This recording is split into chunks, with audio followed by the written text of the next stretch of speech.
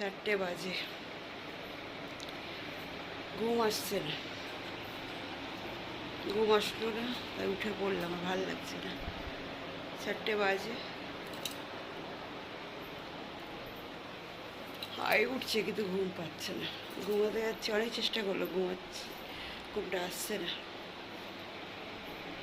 চিটা এত বেড়েছে না যে যখন তখন গা হাত পা ফুলে যাচ্ছে।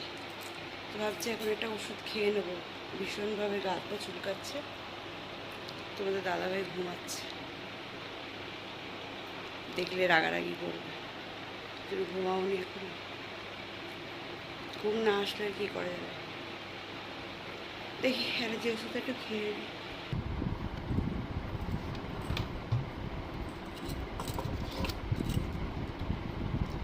অ্যালার্জি ওষুধের পাওয়ারটা বাড়াতে হবে, এই ওষুধে আর কাজ হচ্ছে না আমার।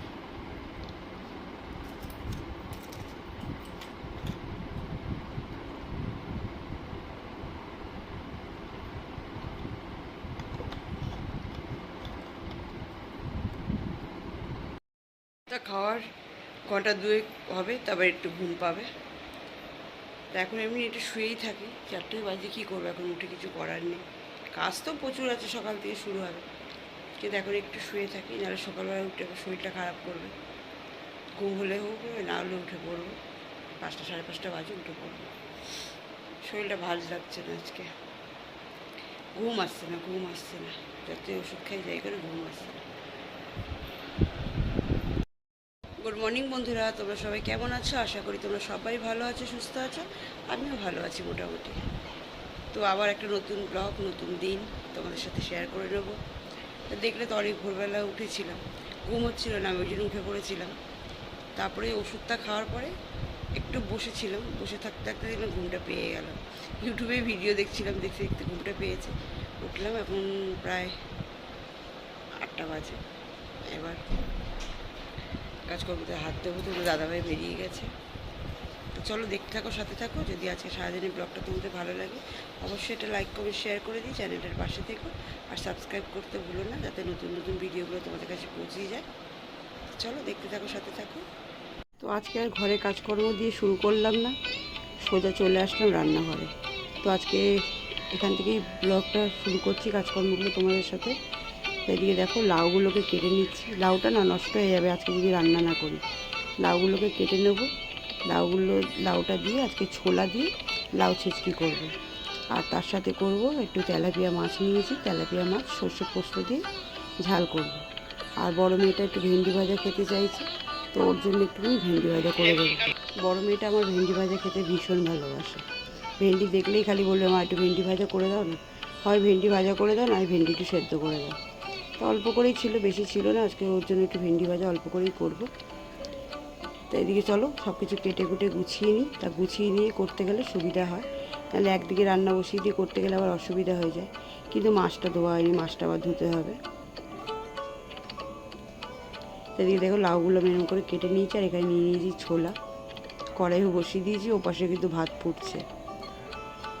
তো আজকে আর বেশি কাজকর্ম তোমাদের সাথে শেয়ার করলাম না, কেন সকালবেলায় বললাম যে শরীরটা খুব একটা ভালো যাচ্ছে না, ভীষণভাবে অ্যালার্জিটা বেড়েছে, খুবই কষ্ট হচ্ছে। যার জন্য এই রান্নার পাশে যে ওষুধটা খেয়ে না, আমাকে ডাক্তার বলেছিল যে অ্যালার্জি ওষুধটা যখন খাবে, যেদিনকে যেদিনকে তোমার প্রয়োজন পড়বে খাবে, সেদিনকে একটু ভারী কাজ টাজগুলো করবে না। ভারী কাজ বলতে গ্যাসের পাশে ধরো তুমি একটু যাওয়াটা একটু এড়িয়ে গেলে, কিন্তু সেটা বললে তো হবে না। সংসারে দেখো, সংসারে থাকতে গেলে শরীর খারাপ খুব বেশি না হলে ততক্ষণ মানবে না, তো শরীর খারাপ নিয়েও করতে হবে।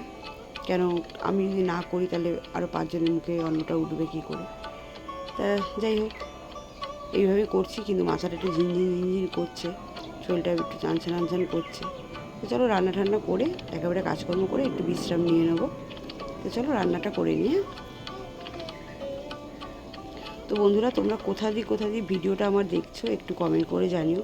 অনেকে কমেন্ট করছো, ভীষণ ভালো লাগছে কমেন্টগুলো দেখে, খুব খুশি আমি। আর তোমরা যে যে আমাকে কমেন্ট করছো, আমি কিন্তু সবার অ্যাকাউন্টে গিয়ে খুলে সাবস্ক্রাইবও করছি, লাইকও দিচ্ছি, প্লাস কমেন্টও করছি। আমারও ভীষণ ভালো লাগছে যে আমরা এতগুলো বন্ধু অ্যাড হলাম। তো এইভাবে চলো একে অপরের হাত ধরে এগিয়ে চলি, একা একা তো আর বড় হওয়া যায় না, সবার সাথে একসাথে মিলে বড় হওয়া যায়। তো চলো একসাথে মিলে সবাই মিলে বড় হই। আর এদিকে দেখো আমার কিন্তু এই করতে করতে লাউ ছেঁচকিটা হয়ে গেল। আর এদিকে মাছটা আমি ধুয়ে চলে আসবো। তো মাছটা ধুয়ে দেখো আমি নুন হলুদ মাখিয়ে নিলাম, এদিকে বসিয়ে দিয়েছি ভেন্ডি ভাজা। তো আমার তেলাপিয়া মাছের ঝালটা আজকে হয়ে গেল রেডি। তো এদিকে রান্নাবান্না আমার প্রায় কমপ্লিটই হয়ে গেল। এবার করে নেবো, রান্নাঘরটা পরিষ্কার এলোমেলো হয়ে গেছে, অনেকটা ছোটো তো একটু গুছিয়ে করা যায় না। তো যেটা বলছিলাম, তোমরা কে কোথায় দিয়ে আমার ভিডিওটা দেখছো একটু কমেন্ট করে জানিও। কার কোথায় বাসস্থান একটুখানি কমেন্ট করে জানলে ভালো হয়, সুবিধা হয়। রান্নাঘরটা আমাদের অনেকটাই ছোট হয়ে গেছে, যার জন্য জায়গা পাওয়া যায় না। যখন রান্না করি চারিদিকটা পুরো মেলে নিতে হয়, এটা ওটা মিলে করার পরে তারপরে গুছিয়ে সব কিছু তুলে নিতে হয়। তো যদি পরে পারি এটা ভালো দেখে রান্নাঘর করবো, একটু বড় দেখে, ভালো আর কি, এর থেকে এটাও অনেকটাই ভালো বলতে পারো। এরকম রান্নাঘরও তো হয়তো অনেক করে থাকে না, কিন্তু যদি একটু বড় করা যায় জিনিসটা। তা এখনও তো পুরো বাড়িটা কমপ্লিট হয়নি, যেদিনকে করবো সেদিকে অবশ্যই একটা ভালো দেখে রান্নাঘর ঘর। মেয়েদের কিন্তু সবথেকে প্রিয় জায়গা হচ্ছে এই জিনিসটা, তাই না? রান্নাঘর। বেশিরভাগ সময়টা তো মেয়েদের এখানেই কেটে যায়। হ্যাঁ, আপনজনদের জন্য, নিজের জন্য এটা করব, ওটা করব, সেটা করব। রান্নাঘরটা হচ্ছে আমাদের সবথেকে প্রিয় জায়গা, যেটা বলতে পারো বাড়ির মধ্যে। তো এদিকে দেখো আমার কিন্তু সমস্ত হয়ে যাওয়ার পরে সব কিছু পরিষ্কার করে নিচ্ছি। করে বাসন টাসনগুলো কিছুটা বেরিয়েছে, ওগুলো মেজে ধুয়ে একেবারে স্নান করে নেবো। আজকে আবার উপরে ঘরে বাথরুমটা পরিষ্কার করে মাথা শ্যাম্পু করার কথা আছে।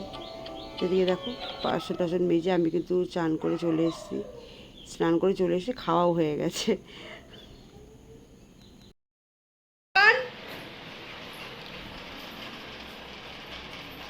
কি রান্না করি দেখি, রান্না করে নিই। ভাত আছে, মাছ আছে, আর মেয়েরা বলছে যে ভাত রুটি কিছুই খাবে না, একটু আলু চচ্চড়ি করবো ভাবছি। কাঁচা লঙ্কা কালো জিরে দিয়ে আলু চচ্চড়ি করে দিই। আর ওরা একটু মুড়ি দিয়ে আলু চচ্চড়ি দিয়ে চানাচুর দিয়ে পেঁয়াজ কাঁচা লঙ্কা দিয়ে মেখে খেতে ভালোবাসে, তাই করে দিই, খেয়ে নিক। আমাদের ভাত আছে, হয়ে যাবে দুজনের। চলো করে নিই তাড়াতাড়ি করে।